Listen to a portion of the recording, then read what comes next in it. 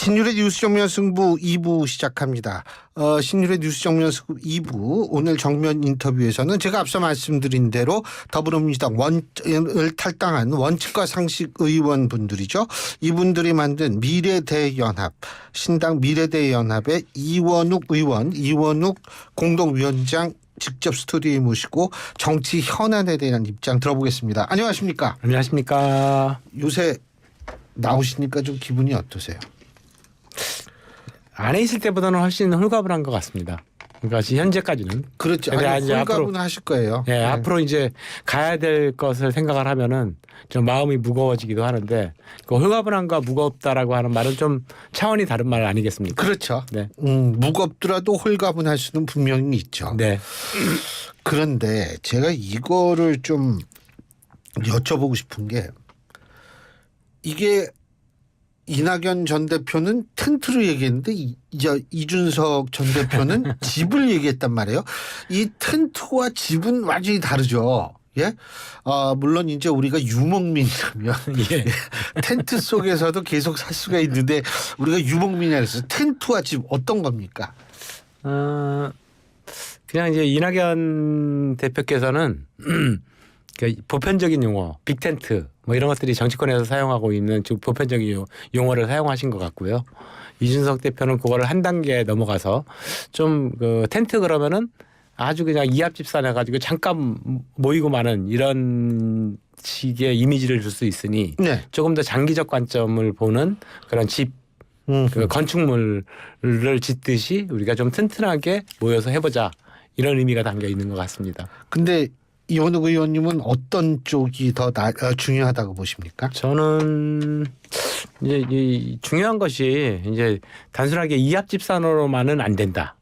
그건 확실한 것 같습니다. 이합집산이라는 게 텐트 속에 각 신당이 독립성을 그러니까요. 유지한테 모여가지고 뭐 거대 양당 심판론 그다음에 정권 심판론 이런 목적을 위해서 그냥 독립성을 유지하지 않는 것보다는 좀 강해야 된다. 그거는 이제 물리적 결합이라고 예. 본다면은 일차적으로는 물리적 결합일 수뿐이 없겠지만 저희가 지금 해왔던 일들이라고 하는 게 국민들이 요구하는 그 양당 정치의 폐해 를 충분히 알고 계시고요. 예. 그래서 이제 제3정당이 필요하고 다당제가 한국에도 필요한 거 아니냐라고 하는 그런 요구들이 굉장히 강하게 있는 거 아니겠습니까? 예. 그래서 이 제3당이 한국 사회에서 몇 번 실패를 거듭 반복했는데요. 최근에는 안철수 이제 국민의당이 이제 실패를 하고 이래서 아직까지 선뜻 마음 주기가 좀 힘들 것 같긴 한데 세 개의 당이 모여서 지금과 같이 더불어민주당이 하나 있다라고 한다면 좌측에 그다음에 보수 쪽에는 국민의힘이 하나 있고 그리고 그 중간 중도와 층에 중도 진보와 중도 보수를 정당 하나 정도가 만들어져 가지고 그 예전에 뭐였죠? 하여튼 삼국이 이렇게 좀 이게 평형을 이룬다라고 한다면은 그 속에서 각종 정책적 사안 이런 것들이 그 양극단으로 치우치지 않고 보다 더 합리적 선을 찾아갈 수 있지 않을까.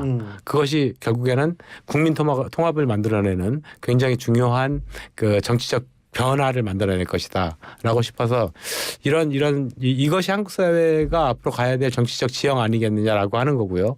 이것이 좀 단순하게 뭐 텐트니 뭐 이런 것보다는 아주 그 거대한 구조물로서 그 건물이네요. 건물. 빌딩으로서 이렇게 건물. 역할을 했으면 좋겠다. 근데 가기 위해서는 예. 그건 이상이고요. 예. 그러니까 단순하게 물리적 결합을 떠난 화학적 결합이 필요하다.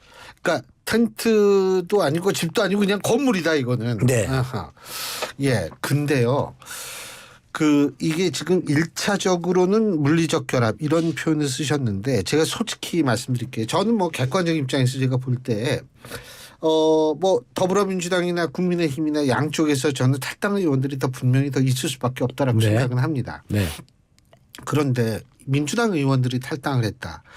그러면은 솔직한 얘기로 현역 의원이 3명이나 있는 미래대 연합 쪽으로 이제 사실은 갈 확률이 되게 높거든요.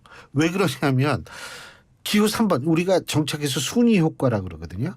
그리고 이제 기초의원 선거에서는 기호 효과라 그러는데 네. 순위 효과라는 건 뭐냐면 실제로 그건 연구로 증명이 됐어요. 그럼요. 1번, 2번, 3번 이게 중요하다는 거예요. 쉽게 얘기한다면.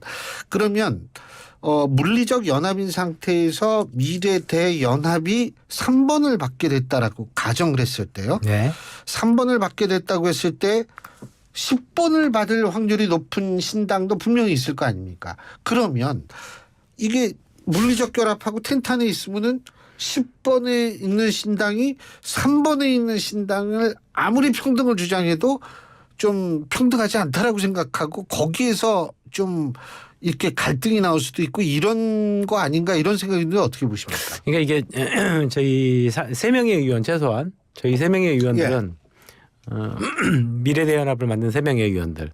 이 의원들은 우리 지금 강점을 가진 거는 의원이어서가 아니고 의원이기도 하지만 마음을 비웠다는 데 있습니다. 그러니까 저희들이 욕심을 갖고 또다시 뭐 또 해봐야지 뭐 우리가 지분 따져야지 이렇게 한다면 그쪽에서도 아까 지금 앵커님께서 교수님께서 주장하듯이 말씀하시듯이 그거에 대해서 그냥 저것들을 저것들을 어떻게 하지 지분 싸움 하자는데 이런 이제 긴장 관계가 만들어질 수 있는데 최소한 저희들은 저기는 마음을 비웠네. 그러면 저기가 심판자로서 역할을 할 수 있겠네.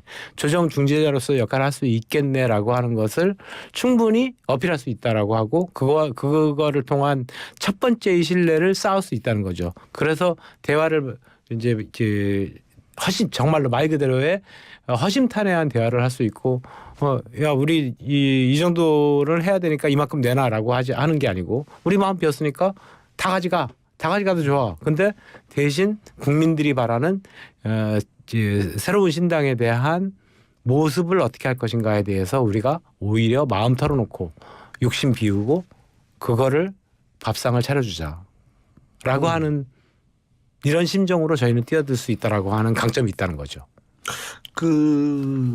사실 지금 조금 더불어민주당 내에서도 접촉하는 뭐 이렇게 전화하는 의원들이 많을 것 같은데. 네, 당연히요. 불출마 선언을 이미 한 의원들도 있지 않습니까? 예를 들어 김웅 의원 같은 분들. 거기는 이제 국민의힘. 김웅 의원은 저희는 홍성국 의원, 오영환 의원. 오영환 의원. 죄송합니다.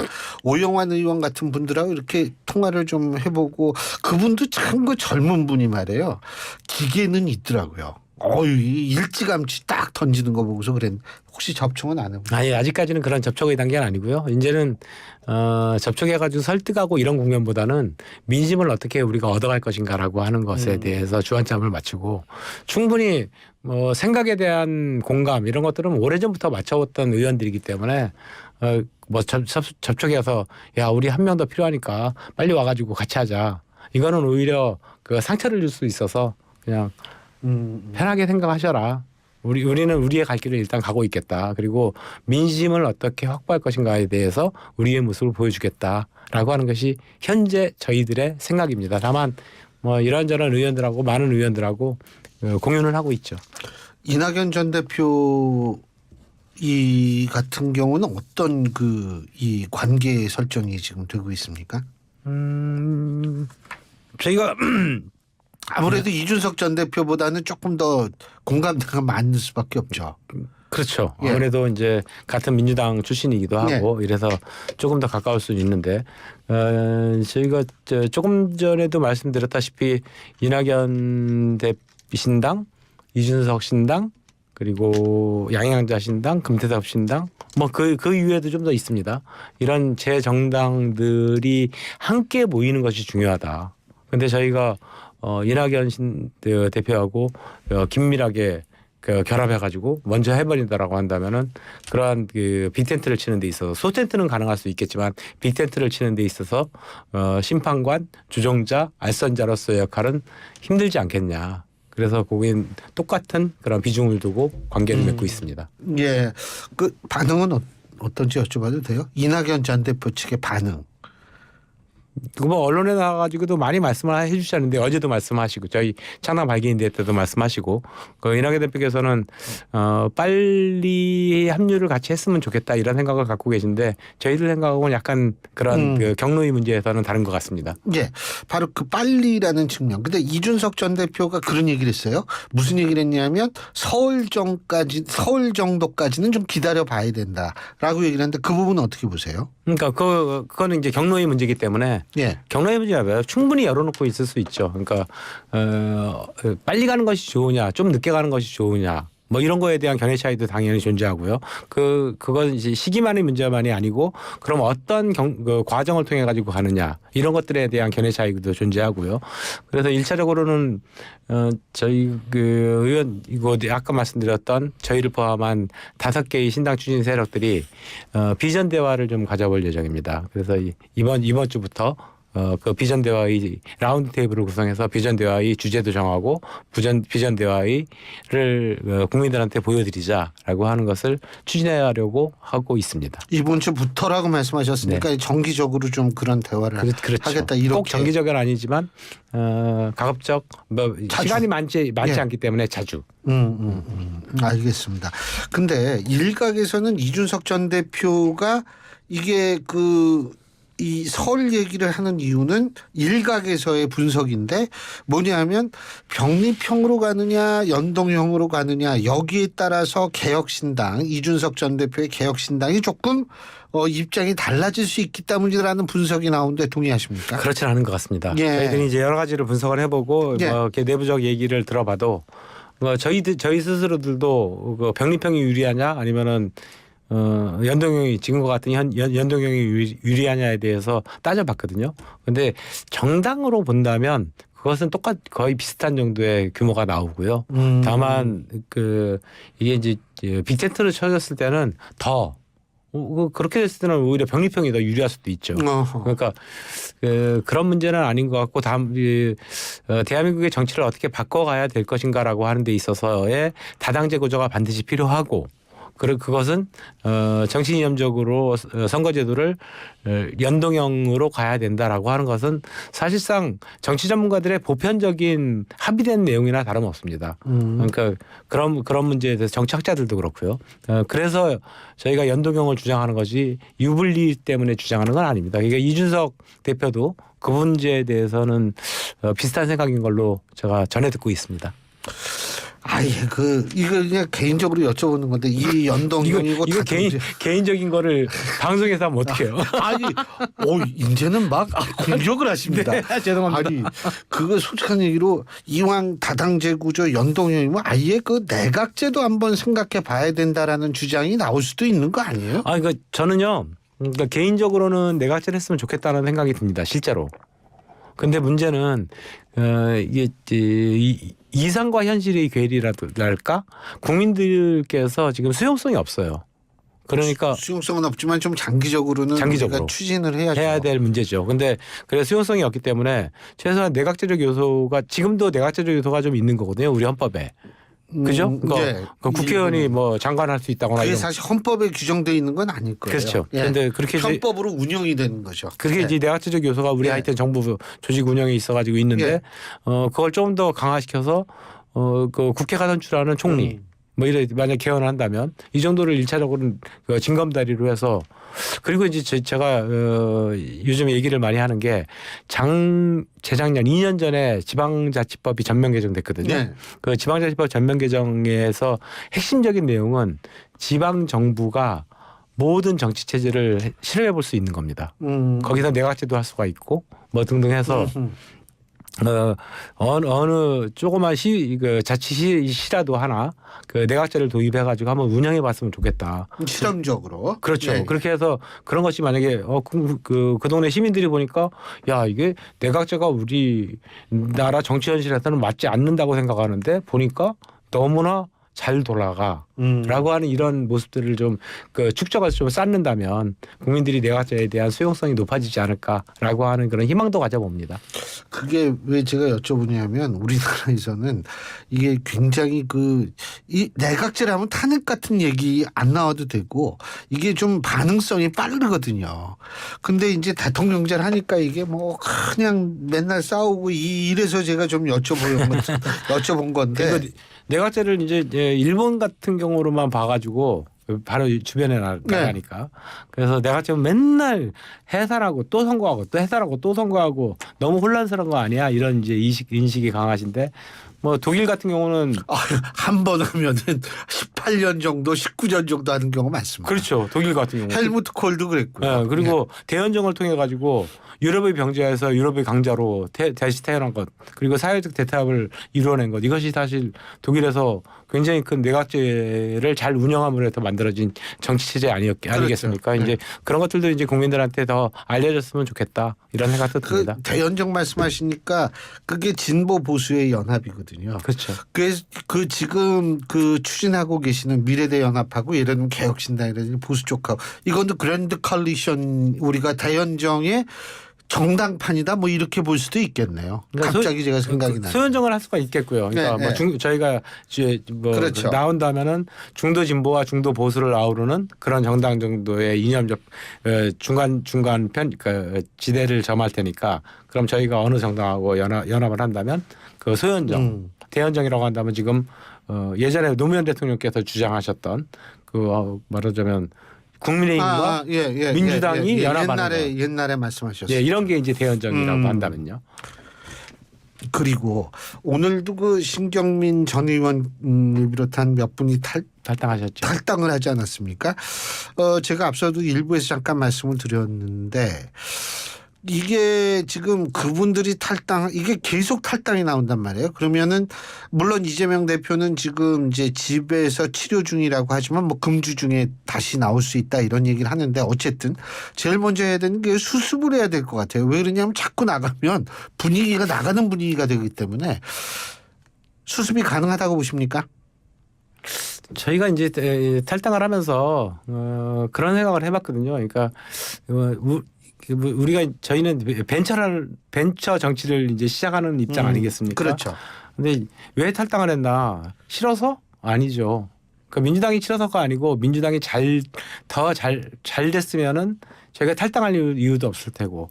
그래서 그래 탈당을 했는데 민주당이 진짜 변화와 혁신을 하고 국민의힘도 변화와 혁신을 하고 그래서 국민들한테 사랑받는 정당 뭐 이거 지금과 같이 악마화하면서 끝까지 싸움만 하는 이런 그 불신의 정당이 아니고 혐오의 정당이 아니고 그런 그 새로운 정치판이 만들어졌으면 좋겠다 그런 생각을 저는 개인적으로 했었는데요.